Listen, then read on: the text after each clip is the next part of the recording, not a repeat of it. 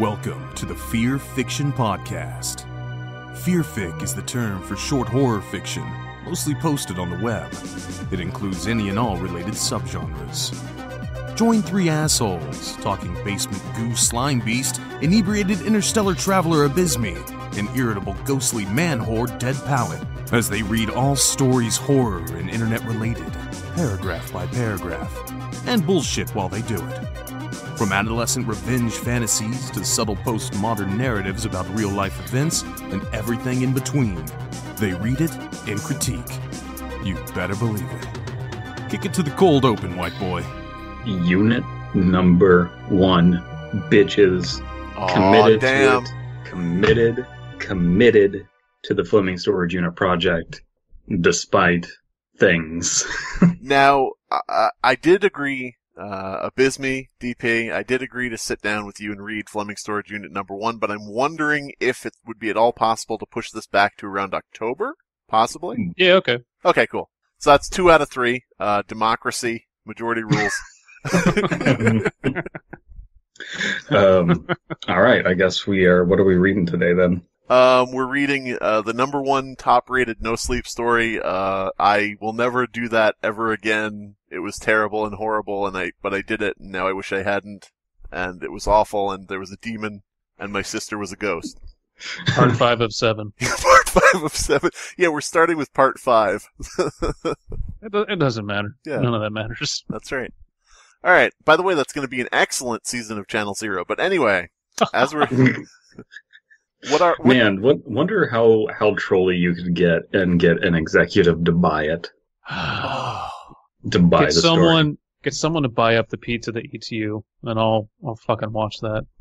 Well, that's a problem though, because that would actually be entertaining though. Yeah. No, they would play it straight.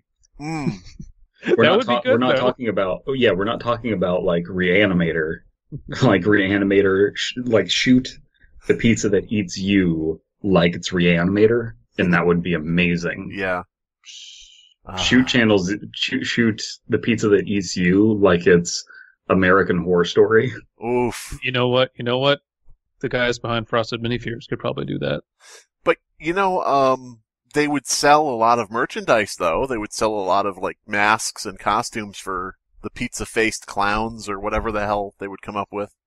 I love how Slimebeast is just like, no, Abysmii, fuck your Segway. Fuck your Segway. Kicks I'm having Abysmii my own off Segway. Yeah. If you wanna go and attempt that Segway again, I'll shut up. I'll be who could do that? Fine. You know who could do that? The Frosted Mini Fears guys. Yeah. But so how exactly does that segue into what we're doing? Because they wrote the story that we're reading tonight. And what are we reading? We are reading Fleming Storage Unit number 1, Knight's Note. Knight's Note, and this is so we should probably preface what the Fleming Storage Units was and is. It is a project started by moi to collect realistic stories down to earth using realist techniques. If you want to know more about that, view my video, Ashcan Horror Explained in Under 1 Minute. And it's a kind of SCP type thing, but on a smaller scale, where we have 132 storage units that are filled with all kinds of unspeakable horrors on accident, by a pure coincidence, by some unknown force, and people are called to reclaim their items from their storage units, and a horror story must unfold along the way. Mm-hmm. And the formal judging on this was supposed to be 4 winners, and things happened, and then there was 1 winner, and that winner was Tata, but that was only judged through my portion of the stories. So we here are going to go through these stories and judge them. Well, I hope that the winner enjoys their prize. Yeah. I am at war with the winner was Tata. She lives in Brazil. I sent her art. and the Brazilian government is going to destroy my art. So I am at war with Brazil. Right. Brazil, I'm coming for you. I'm coming. Yep. He's going to powerbomb all of Brazil. He's just going to show up at Carnival and just start elbow dropping people left and right. Where's my fucking art? Where's my fucking art? So that happened. So you would say that, okay, so basically this is sort of like a project similar to the SCP Foundation, and you would say that you've had a lot of pride in this months-long project. You're dating this, because what? It probably isn't coming out this month. What? I don't know what you're talking about. Alright, so Knight's Note by Frosted Mini Fears. How are we starting this? Who's starting off? Who's popping off? We got DP, he's running the project. You popping off first? I suppose I am. Alright. I'm DP, by the way. The person just talking is Abysmii. Oh, damn. No.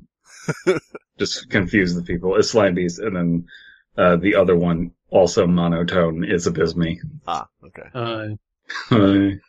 Abysmii. That's what we should have called this podcast. We should have just called it The Monotones. Ooh, damn it. That's not, oh, well. That's pretty good. Shit. Well, that can be our singing group. We can be like a barbershop quartet, but all doing the same voice. Now I'm all doing the same note. Yeah. Bum, No, bum, I'm bum, bum, bum, bum, bum, bum, The bum, anti-barbershop quartet. I love it. No, I'm imagining My Girl, and it starts off burn out. I've got sunshine. And we just all slowly chip it on a cloudy day. Can you feel the sunshine? Fleming Unit 1 Knight's Note. The unit was filled to the brim with old heirlooms of a long-lost tragedy. I write tragedies, not sins, and I chimed in with a haven't you ever heard of closing the goddamn unit. It's such a good song, though. Every piece belongs to my wife and daughter, who were gone. I blame myself for the whole ordeal, Ashley's disappearance, the divorce, and perhaps most tragic of all, my wife's suicide. I thought about the old adage of good things come in threes and realized whomever had penned that must have been a hopeless romantic. So is Ashley from Kansas? Yeah, so that's the first thing I want to note is the Frosted Mini Fears guys always love placing a Easter egg from other Creepypasta in their stories. And so the Ashley disappearance thing, before this, they had the Pokemon copy of Pokemon Blue, sealed copy of Pokemon Blue. That's the name of the story. And that had references to where the bad kids go. So they like getting self-referential. So in this unit, we can expect to find a rake, a slender suit, and a Jeff the Killer. I don't know. Jeff. Hey, it's me. Hey, Jeff the Killer. Standing in the corner. Hey, how you doing? I'm Jeff the Killer. Hi. Hi. You just slowly open the unit. Jeff the Killer is there, and he's like, "You want penis enlargement pills?" Yeah, there you go. All right, so Abysmii is next. Is that correct? Sure. Okay, cool.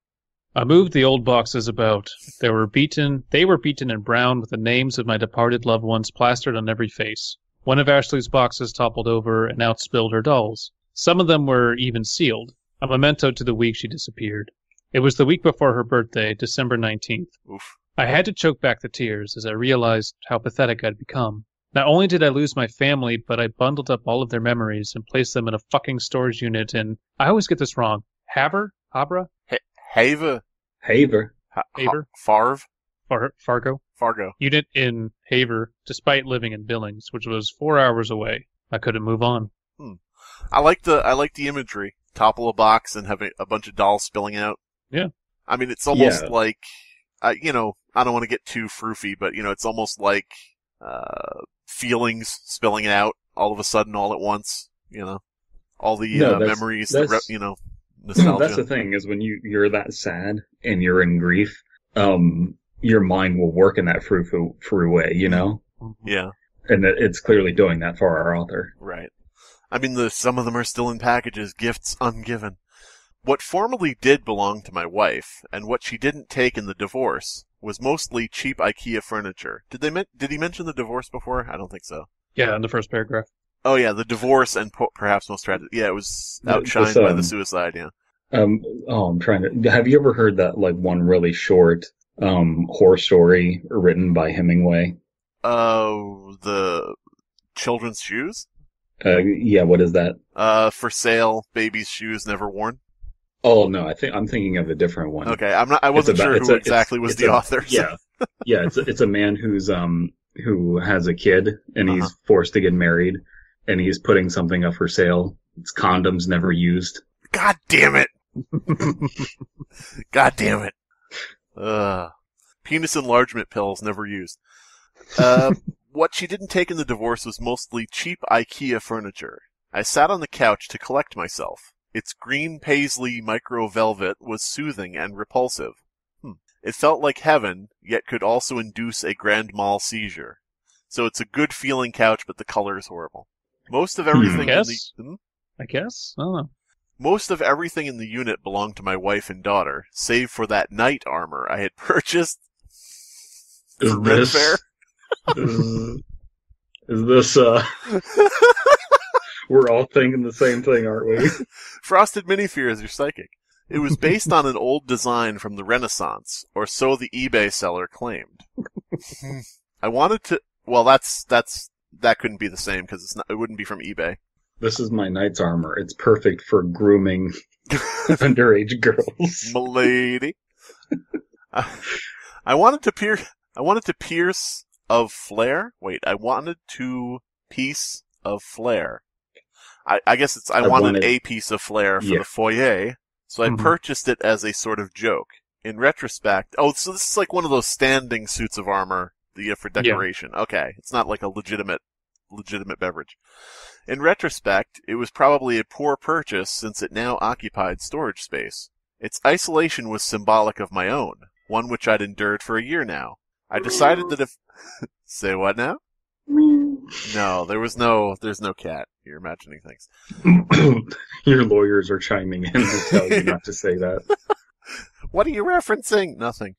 I decided that if I had to move stuff, I should probably just disassemble that armor first. As I approached it, I caught my reflection in its chrome visor. The image angered me enough to pull the helmet off, and as I did, a solitary piece of paper fell out from inside.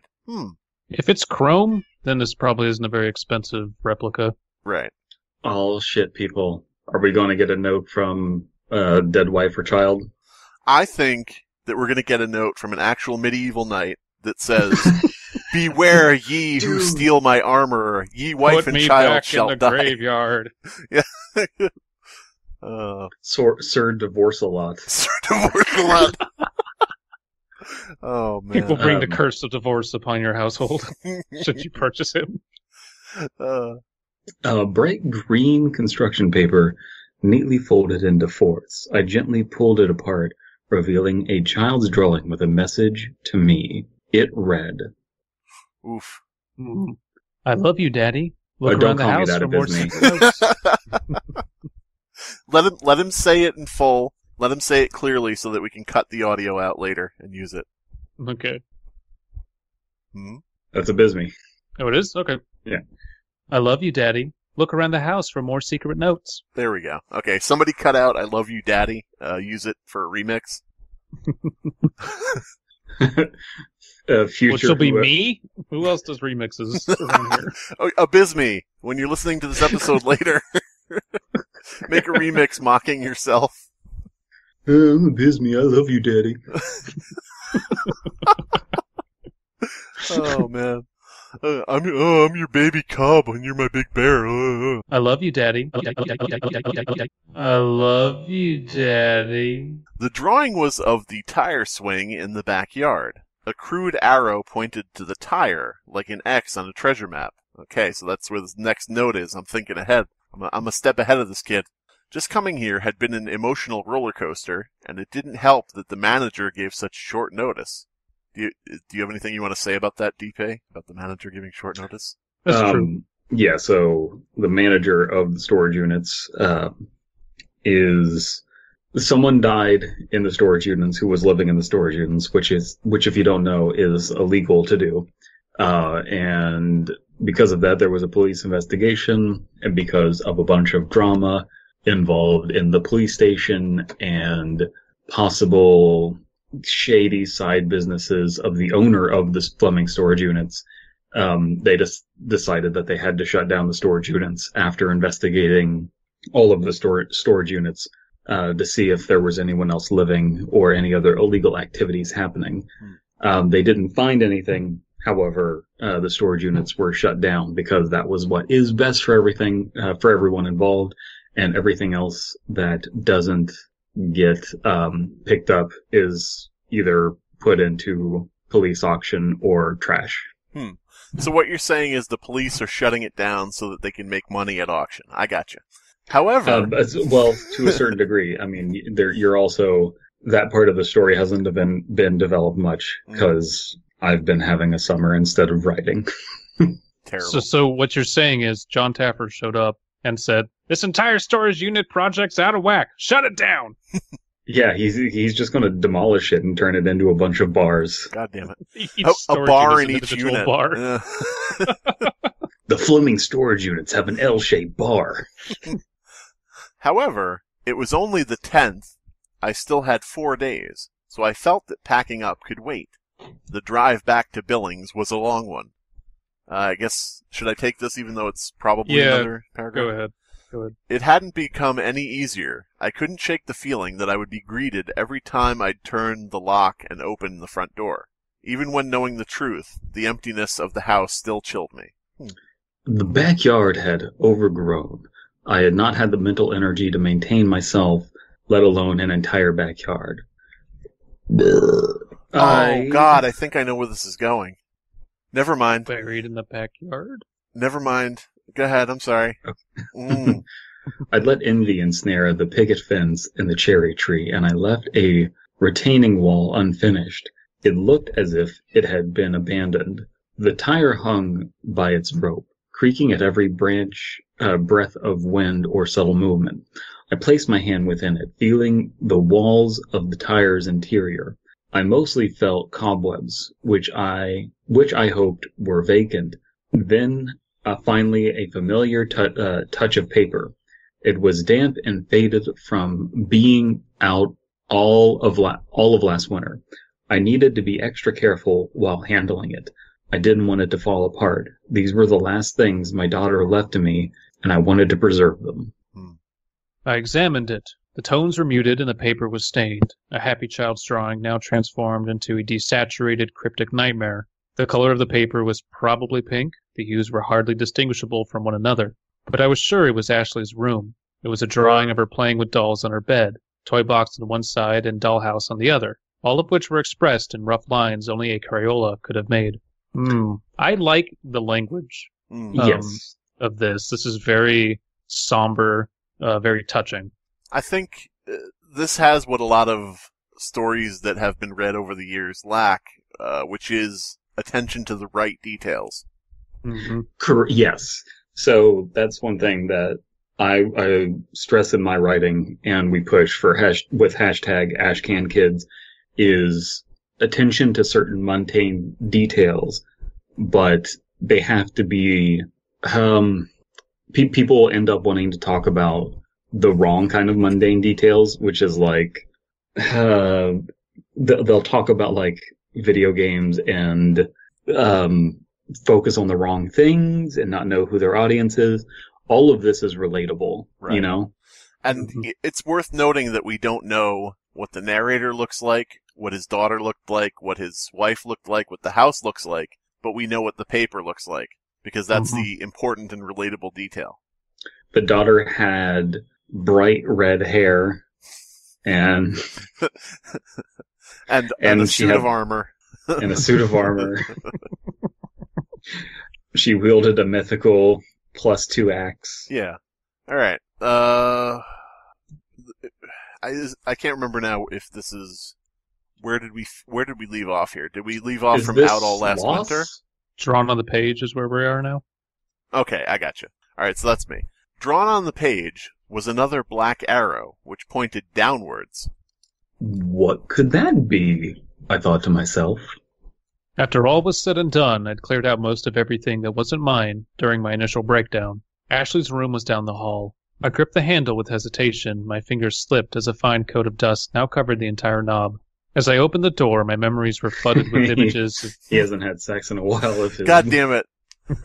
I was waiting for somebody. Every so often we go by something where I'm like, oh, Brandon didn't make the joke about that.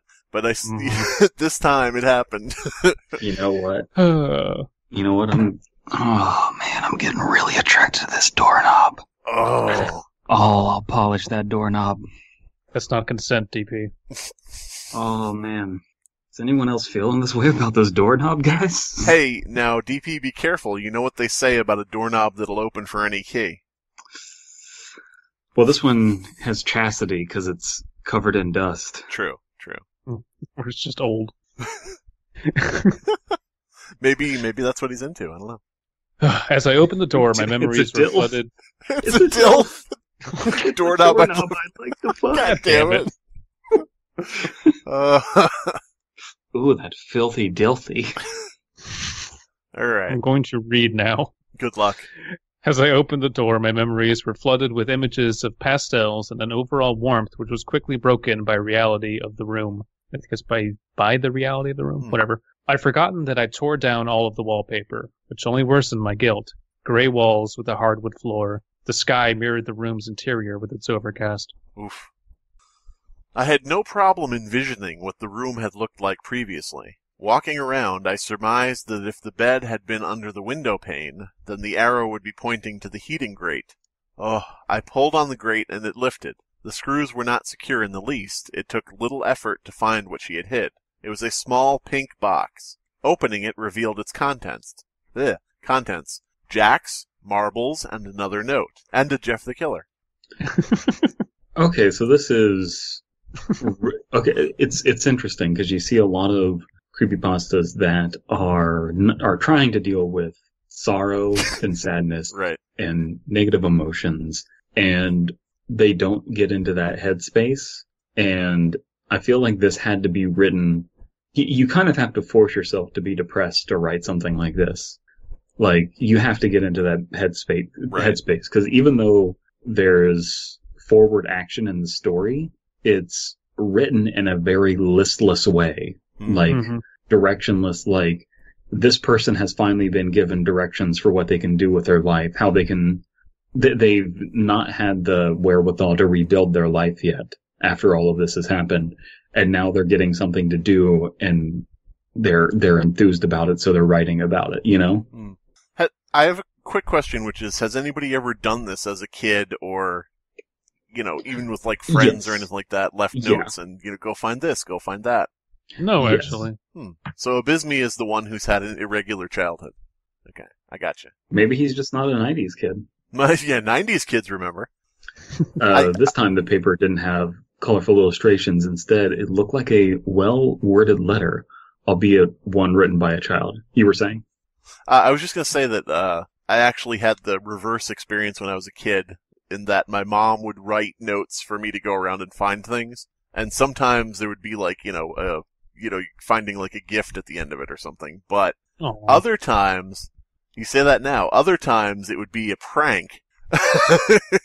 Like, I would find the last note in the series and it would say, jokingly mind you, to now go look in the street, close your eyes and feel around. Absolutely serious. Be like, damn it. Anyway, this is Abysmii now? Yes. Dear Daddy, I know you have to work all the time, but sometimes I get sad because Mommy gets me and ooh.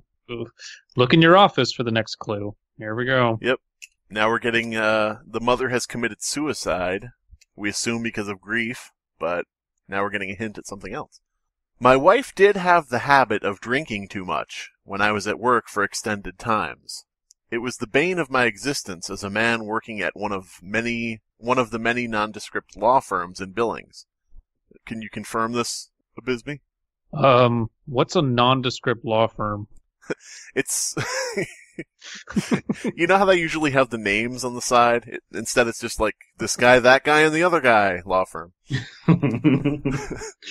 This is just says law firm. Yeah, that's it. law firm. Long Other law firm. It doesn't even say that. It just says law. Long hours, mandatory. Though I couldn't remember a single time she'd raised a hand to our child, which made the sentence all the more confusing. Well, I mean, she could be mean in other ways. Like, True. She could not let her play Pokemon on her. She could not let her child Pokemon go to the polls. Pokemon go to the polls. But Mom, I do Pokemon think go to the polls. I think that's a very typical way that a child, especially like a really young child, might phrase it. Like they don't know how to put into words how they're being abused. They just say, "Mommy's mean," and so I can understand that the way it's phrased. They also sometimes don't even want to acknowledge it. Like it doesn't. Absolutely. Yeah. It doesn't need to be sexual for a child to feel ashamed about the way that they're being abused. Right. Because that's something that just happens where children will feel guilty about something that they're not responsible for because they haven't learned what they should and shouldn't be guilty about. So like, have you ever, I think a lot of people can relate to this. Have you ever like had a tummy ache when you're a kid and you feel like you're in trouble for it for some reason? Like just like feeling sick in some way? Not really. That's just maybe maybe Ohio kids remember. I don't know. Chime in the comments if you can relate to this, like feeling guilty about something that you shouldn't feel guilty about. Hey, what Everybody is up? say no to the stomach thing, so Brandon feels really weird about it. What is up, YouTube subscribers? Drop a like on this video. Don't forget to subscribe and, leave a comment below if you've ever felt guilty about a tummy ache.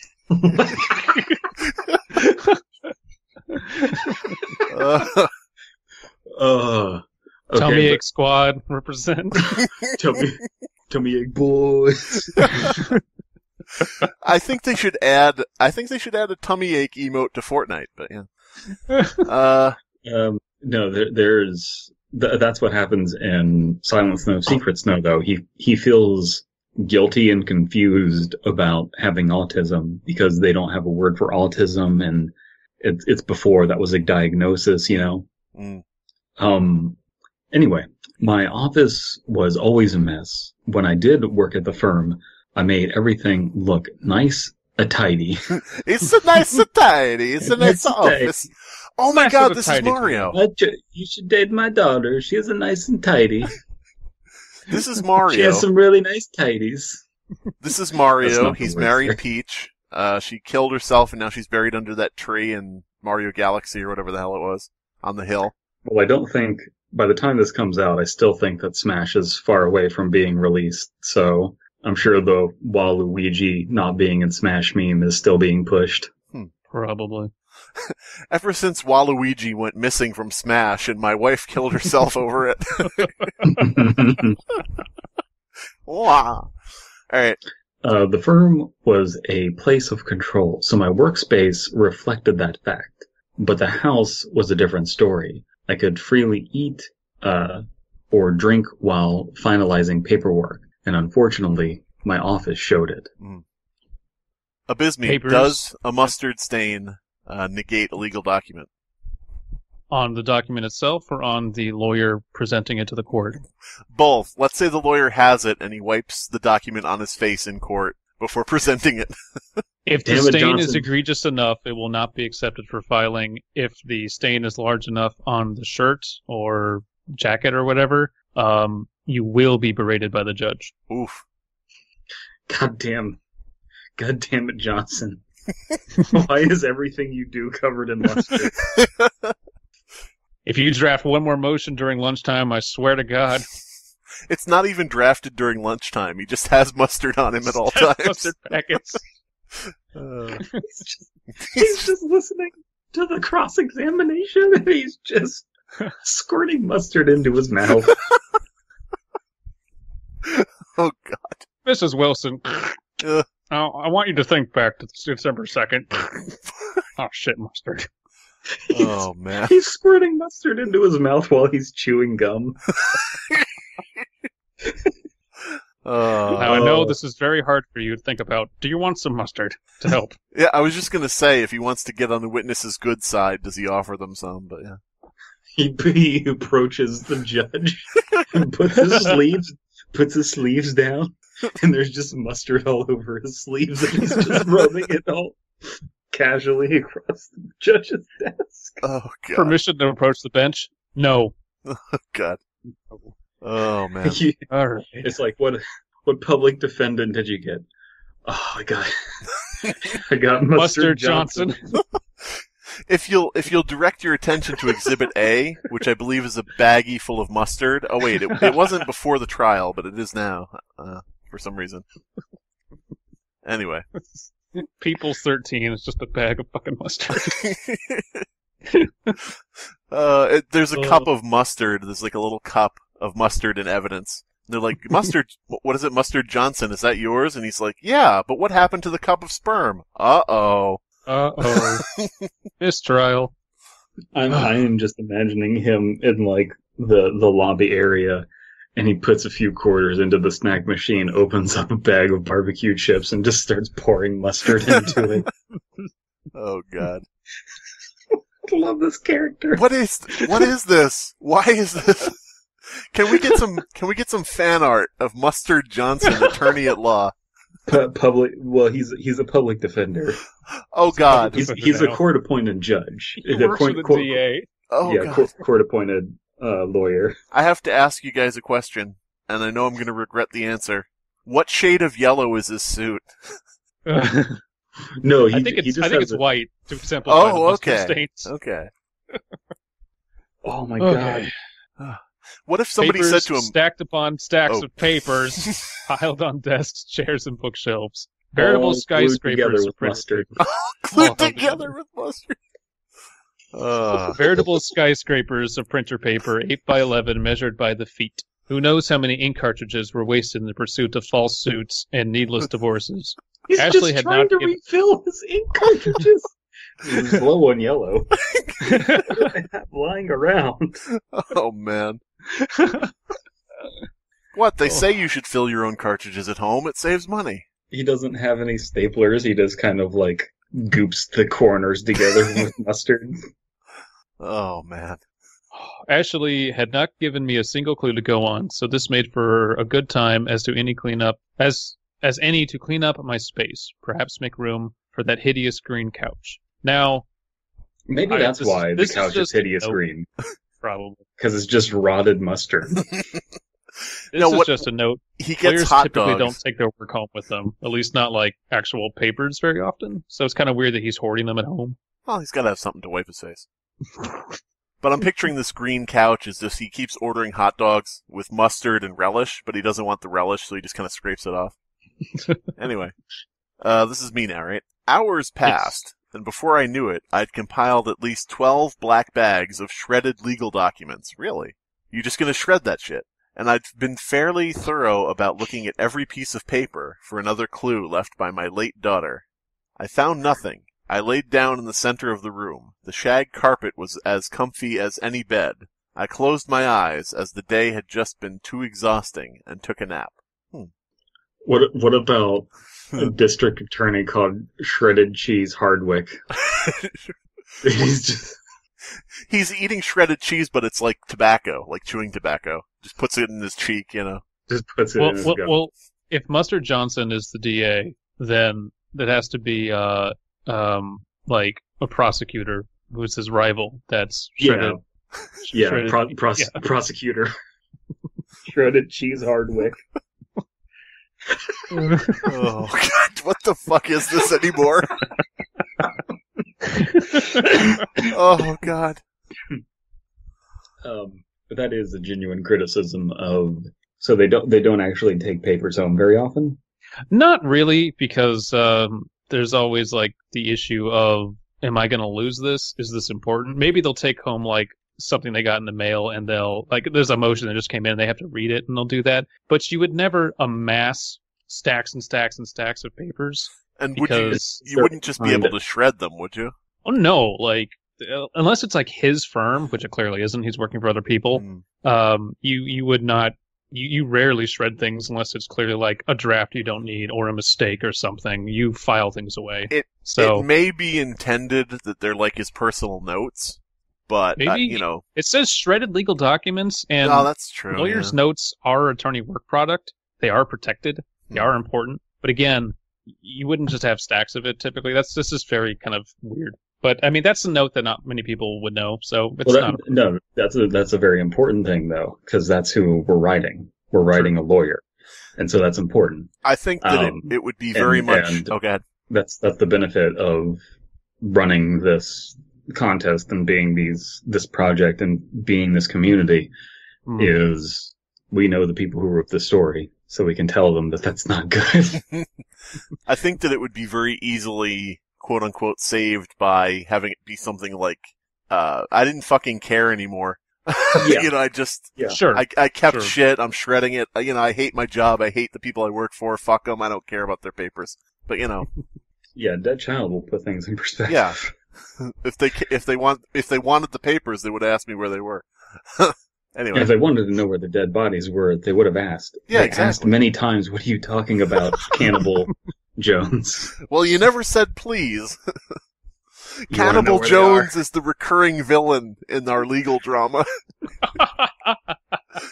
Mustard Johnson, Cannibal Jones. I like the idea that Shredded Cheese Hardwick is a prosecutor because he doesn't want to work for the private sector because he's not firm. Everything he does is soft and shredded. Oh, God damn it. I dreamed of the times when I was still happy, the time I still had a family. Memories that drifted in and out of my dreams were painful reminders that even while I slept, I couldn't get rid of the guilt. I could feel myself grind my teeth. No. Know what? I could feel myself grid my teeth. Grid my teeth. Just because we like you, Frosted Mini Fears. Just because we like you doesn't mean we're not gonna make fun of. Then suddenly I found myself in the office. It was some past memory of a late night, like many I'd faced before. I watched myself agonized over some document, which at the time was probably the most important thing in the world. The door creaked open, and in walked Ashley holding her bear. It's just a... I misread that for a second and thought it was holding a beer. You're always fucking working. 12% of your gross, Daddy. She's just holding an IPA. Oh, man. Do you want me to take a couple of these or just the one? Yeah, take 3. Do whatever. What are you doing up so late, honey? I asked. I couldn't sleep. Mom was talking too loud on the phone, she replied. So now Mom's on the phone. Is that a clue to something? Maybe. I remember this. It had happened more than once, and it always ended with Ashley waking up and coming downstairs to bother me. Alright, that's all I'll take. So the mother drinks, she's mean, she's on the phone all the time. All things I hate. Yeah, all biblical sins, I should point out. Man, if I was like God and I wrote those like whole 10 Commandments thing, talking in the movie theater, forbidden. Like, yeah, don't do that shit. What are you writing? She asked. Oh, it's just some of Daddy's work. I'm just about to finish. I'd only look away for a moment, and that's all it took. She was pulling out the bottom drawer of my filing cabinet, simply out of boredom. So, he's a divorce lawyer. Is he writing his own divorce papers right now? That could be. Just a thought. Better question, is the bottom drawer of his cabinet full of mustard? Are we saying that he is Mustard Johnson? Maybe that's the plot twist. We'll see. He blacks out and becomes Mustard Johnson, public defender. Sweetie. She began to open the folders and shuffle the documents inside. I stood up from the desk and grabbed her. She squealed with excitement, and as I lifted her into the air. Are you helping me? I asked. Yes. Oh, well, you're a very good helper, but I'd prefer you not play with Daddy's papers, especially the filing cabinet. You mixed up Dijon and regular. Yeah. Okay, so this thing where his daughter came in and shuffled the papers, that explains why... That explains why two couples that had never even met before now have restraining orders against each other. I'm not allowed within 50 feet of who? I don't... What? Okay. I don't live in Chicago. Okay. I woke on the floor. I had reached an epiphany while I slept. The cabinet. She was always trying to get in there. It was literally the only thing in the room which was organized. I slid open the bottom drawer and flipped through the many folders. Then I found it. One of the folders was tagged with the name Ashley. Ashley Madison. Ashley. There was a moment there where I had to remember where I heard that name before. But now I remember. So now we know the origin story of Ashley Madison breaking up marriages. Oh, man. It all makes sense now.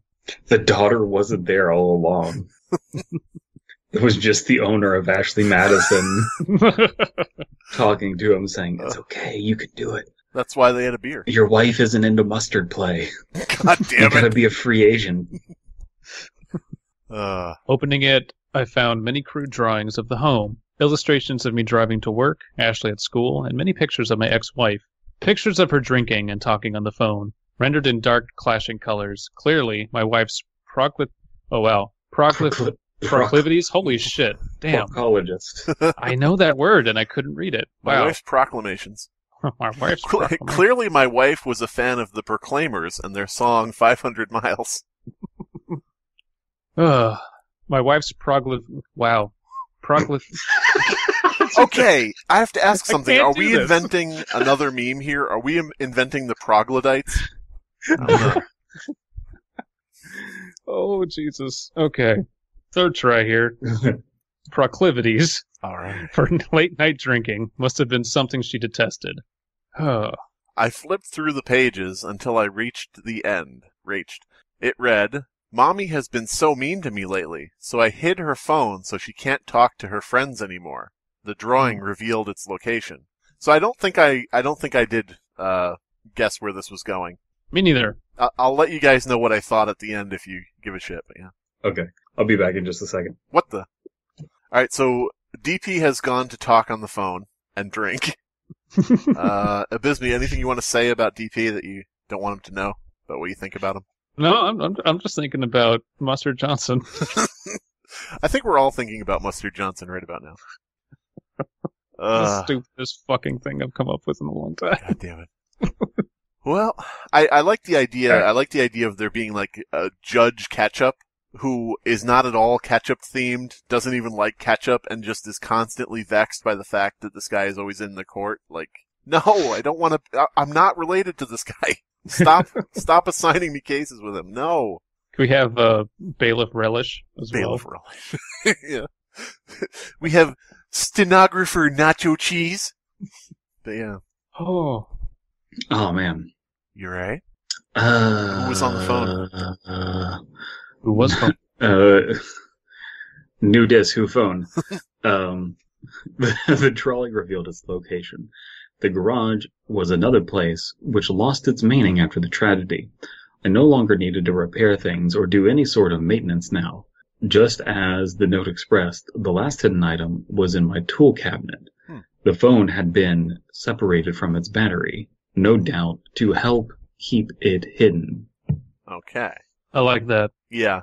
We have a reason like the battery was removed to help was fit good. it into where it was hidden. So yeah.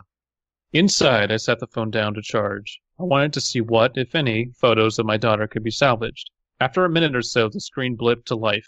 Immediately, notifications began to pop up on the screen. All right. Now, how do we want to take this with the back and forth messages? Just in the same order. Each read one, maybe, or should two of us go back and forth? Yeah, let's Slime and me do it. Okay. Yep. Steve, December 20th at 11:45. It's fine. I understand. Oh wait, these are all basically from Steve except for two that you would read. Yeah. Steve, I'm trying to. Oh, go ahead. No, you're good. Steve, December 20th at 10:23. Yo, you around? Steve, December 16th at 3 o'clock. Forget it. I'll find something else to do. Steve, December 16 at 9:43. Tomorrow? Steve, these are in reverse order just for people who haven't caught on yet. Steve, December 16 at 9:43. Want to meet up at the usual spot, Tomato? Oh my God! Tomato! Ketchup, it all makes sense. Jesus. Holy Code shit. language. Ashley Madison. Condiments. Condoms. Oh my God. Condominiums? Steve, December 14th. Pizza. Pizza? Gate. Fucking... Steve, It's December all coming 14th together, ladies and gentlemen. at 8 o'clock. I know it's been a day's weeks. I know it's been a day's weeks, but I'm still interested. A few weeks, I guess. Now this is DP. Me. Yo. December 12th. 9:25. I can't have things I need to do. It's my kid's fucking birthday. Steve, December 12th at 9:05. And why can't you? Me. Deck 12. 9. I'm busy today. Steve, December 12th, 8:45 or 8:55. Want to meet today? So that conversation, since it's backwards, I would just say for anybody who's listening to this, the conversation is, want to meet today? I'm busy today. And why can't you? I have things I need to do. It's my kid's fucking birthday. I know it's been a long week, but I'm still interested, or a few weeks. I want to meet up at the usual spot, Tomato, tomorrow? And then he says, forget about it, I'll find something else to do. Yo, you around? It's fine, I understand. Alright, I know that's probably unnecessary, but I just wanted to do that. No, it's good. I'll read this next part. Sure. I scrolled through the phone. Messages from assortments of men from over the entire year. A Tinder profile which had hundreds of followers, and an Instagram set to private. This journey had been a horrible one. This was why she was always on the phone late at night. This is why she drank all the time. This is why Ashley Madison hid her phone. This is why.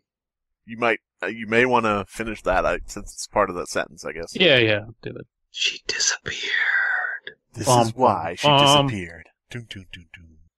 My wife had gotten rid of the thing. That My threatened her wife. lifestyle. My wife.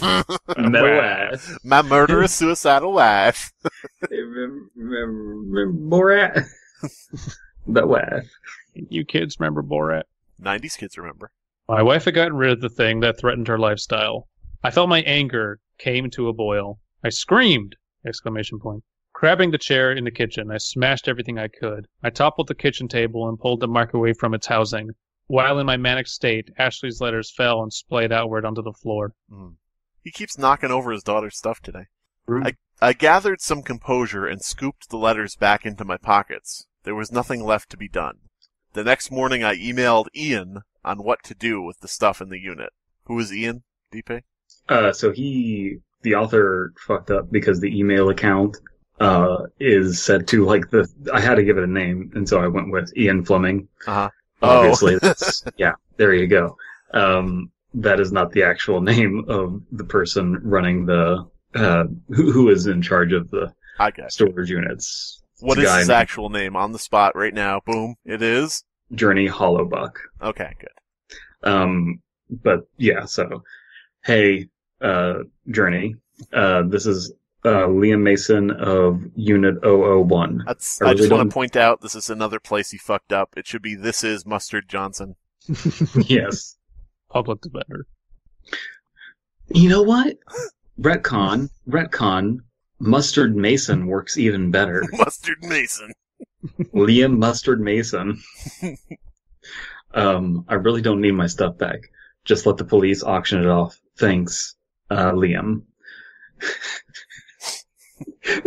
Oh my god, he's just storing a bunch of fucking mustard products in his unit. Oh man. The horrific secret nature of my wife was also a little relieving. It meant I wasn't solely responsible for the tragedy of Ashley's death. I don't need to carry around that guilt anymore. I could move on. Alright.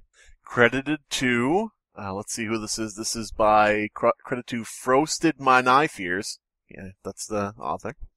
Mm-hmm. And yeah. Overall, I like that. It's very Ashcan. It's very, since I am the expert, of course, and I should have just left that up to DP to say that, but to me as an outsider, it seems very Ashcan in that it could all legitimately very real, very truly happen. So I think my favorite part of the story is that the tone is very well executed and it's very consistent. It doesn't really verge off into other tones, except at the end there when it just gets a little bit violent, but it's understandable. Right. It really like kind of kept me engaged, as much as we were joking about Mustard Johnson or Mustard Mason. Yeah. I like this. I felt immersed. Good job. I think. Go ahead. There's also the element of this is written after everything has happened. This isn't being written in the moment. This is being written in past tense. Right. And because of that, having a consistent tone is extremely important for realism. Because this person is coming away from the experience with a certain feeling, and for that feeling to change over the course of writing it wouldn't make a whole lot of sense unless there was some sort of explanation for that. And so, yeah, again, that consistent tone is important. That tone cannot be overstated how important it is. I was thinking about the, like you mentioned, the violence at the end.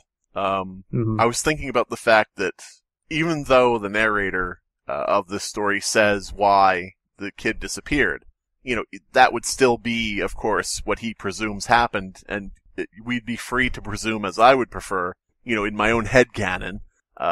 It would be easy to think that someone whose phone has been hidden, that's doing a lot of untoward things with it, would be very angry when it was hidden, and if the child wouldn't tell them where it was, might, shake them or hit them or something, and cause, the death inadvertently too, in a fit of anger, you know what I mean? So it's kind of an interesting thing because as we've said, it's all very, very much something that could unfortunately, actually happen, Yep. This has happened somewhere in the world before. You know what I mean? Hell yes. Right. Hell yes. And I would say that there's this element of me where it's just like, I would never have this happen to me. But then again, like, this character is obviously telling us how distracted they are and how they didn't have their life in order. Like, I am respectful of my partner's privacy and everything, but like, they're on their phone every night and you don't know what they're doing at all is weird. Like, you're not curious. I'm saying our author deserved to be cheated on. He was asking for it, in other words. I guess I should explain before when I was like, I think I know where this is going. For better or worse, probably for worse, I was thinking the minute he started getting directions from the child and, saying that the child disappeared, my thought from the beginning was that the last note he found was going to be something like, I'm hiding in such and such, come find me. And, that would be that he never saw the note and the kid was, still stuck in whatever they went and hid in. And that's where they've been all that time. But I'm happily surprised that it didn't go with that, because I think, going for like a twist ending like that or something would be maybe a bit over the top, whereas, instead we're left with something very, more realistic and everyday kind of stuff, Yeah, like a lot of people who disappear, you do never find them, and you are left to wonder.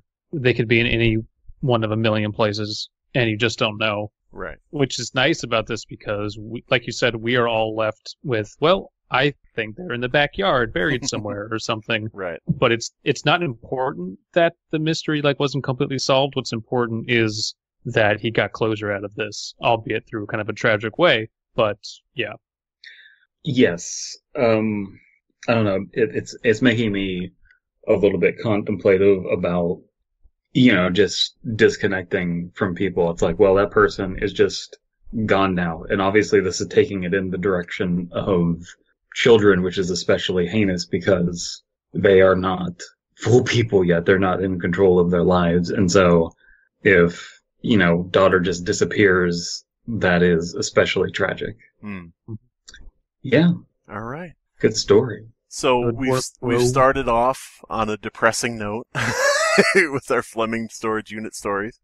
Yeah. Now we have to go think about our lives and what's important. Well, that's the thing too, is a lot of, it's like whenever you read a story where a dog dies, then you have to gotta go pet my dog. Yeah. Gotta go pet my cat. Gotta go pet my kid. But not too hard, because then the police come. That's true. Take a seat, sir. Gotta get my knight armor on and pet the kids. I put on my knight helmet and wizard robe. But yeah.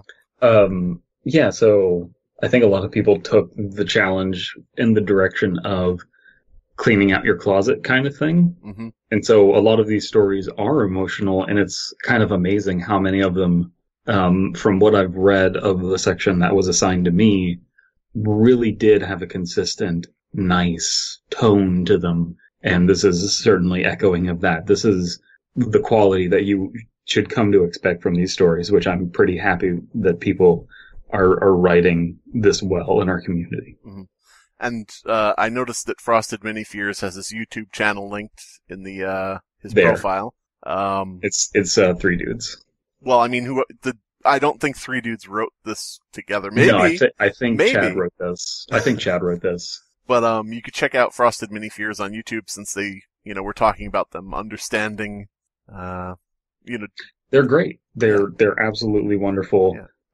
Yes, they have some you really should out check of the them park out. stories. All right. You should cool. absolutely check them out. They're a really good channel. All right. So, do we have any closing statements? Any final words? Any closing arguments? If you were looking for adequate and hilarious legal representation, look no further than Public Defender Mustard Johnson. Mustard Mason. I'm sorry. See, if you do that though, then you're just going to be calling Sober Dwarf Mustard all day. But I don't call Soberdorf. I don't call Soberdorf Mason. I call him Sober. Oh, it's true. What if you just started calling him Mustard for no reason and he has no idea why until this comes out? This has been the Fear Fiction Podcast. Your hosts are Abysmii, Dead Palette, and Slimebeast. Music by Abysmii. Art by C.F. Comer. Voiceover by Atticus Jackson. Edited by Elias the Intern. Subscribe to Fearfic on YouTube to stay up to date on new episodes. Mason Johnson was your average run-of-the-mill lawyer. He had a loving wife and daughter, a beautiful ranch-style house in the suburbs, and a successful career as a divorce lawyer. Until one day, he was hired to defend a barbershop quartet singer from his ex-wife who was a Brazilian condiment witch. That's when she put a hex on him, and he wakes up in an alleyway to find out that being a high-powered lawyer isn't so easy when you're covered in mustard. Now Mason must live in a wacky parallel dimension where he's a low-level public defender, his wife is banging a bunch of huge-cock dudes behind his back, and his daughter's been abducted by the aliens that orchestrated Pizzagate. Oh, and he just can't stop eating mustard. If he stops eating mustard, the condiment curse will take his soul down to the ethereal ketchup plane, where he'll be forced to compete in a never-ending hot dog eating contest. But if Mason can solve 100 unsolved murder cases before the next full moon, he'll make it back to his own reality. Join us this summer for some insane antics. So catch up to your nearest movie theater so you can relish in the mustard seed comedy of the summer. Rob Schneider is Mustard Mason, rated PG. Hey guys, do you like Let's Play videos? Check out Tormental on YouTube at youtube.com/Tormental. Want to hear somebody complain about a game for fucking 30 minutes? Want to watch a video with 10 other people? It's awesome. Come on down. Hey, our videos used to get like 500,000 views, or, at least somewhere in the double-digit thousands, but now, surprise, they get 10 views a video. I don't know why. Maybe I said fuck too many times. Maybe I said something racially offensive. Maybe YouTube's algorithm is just a piece of shit that doesn't know what the fuck it's doing. Who can say? Maybe I'm shadow banned. Maybe I'm an alt-right SJW feminazi Meninist. I don't know.